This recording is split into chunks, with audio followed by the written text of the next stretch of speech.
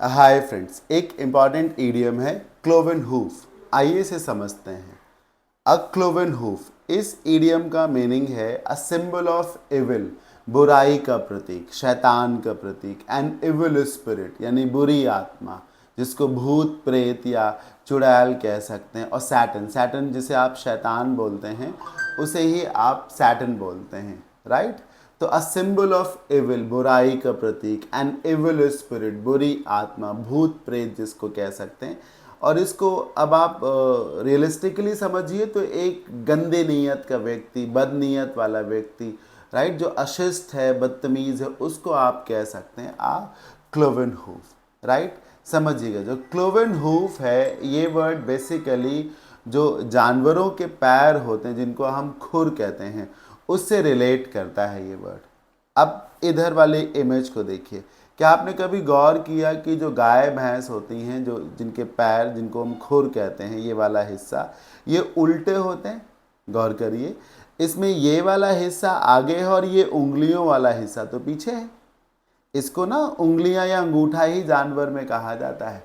अब गौर करिए, ये वाला हिस्सा आगे और उंगलियां अंगूठे पीछे हैं। नॉर्मली हमारे आपके पैर में क्या होता है कि उंगलियां आगे होती हैं और पैर वाला हिस्सा पीछे होता है, ऐसा ही तो होता है। अब इसमें क्या है कि उंगलियां पीछे हैं, पैर आगे है। अब उंगलियां पीछे हों और पैर आगे हों, ये तो भूत प्रेत में होता है ना। उल्टे पैर किसके होते हैं?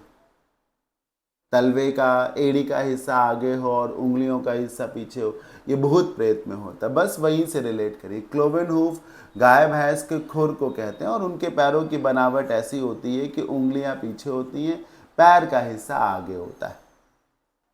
और वैसे ही अगर इंसान में हो तो वो उल्टे पैर वाला कहा जाएगा, और उल्टे पैर वाला व्यक्ति जो है भूत प्रेत में आता है, ऐसा माना जाता है। एग्जाम्पल से देखिए, only a cloven hoof would not be grateful to the village head for helping him financially write his exam. किसी व्यक्ति को गांव के सरपंच ने जो है पढ़ाई में आर्थिक रूप से मदद करी, फिर भी अगर वो व्यक्ति गांव के सरपंच के प्रति आभार व्यक्त नहीं करता है तो वो एक निहायती बदतमीज व्यक्ति तो हुआ, एक शैतानी स्वभाव का, एक खराब बदनीयत वाला व्यक्ति ही हुआ।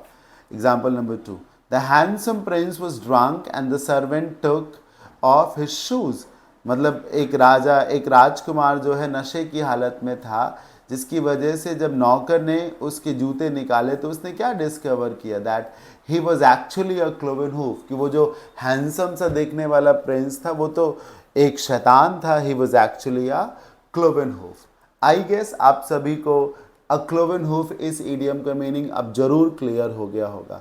अगर आप ऐसे ही 2000 से भी ज़्यादा important idioms, phrasal verbs and proverbs पढ़ना चाहते हैं मुझसे, then you should go for this batch. इस बैच में मैंने 90 प्लस वीडियोस में ये 2000 से भी ज़्यादा इंपॉर्टेंट ईडियम्स, फ्रेजल वर्ब्स और प्रोवर्ब्स पढ़ा रखी हैं, वो भी सिर्फ 99 रुपीज़ में ये बैच अवेलेबल है। ये बैच लाइफ टाइम वैलिडिटी के साथ है, यानी इसकी कोई एक्सपायरी डेट भी नहीं है, राइट। बैच ऑनलाइन है, हमारे एप्लीकेशन पे अवेलेबल है।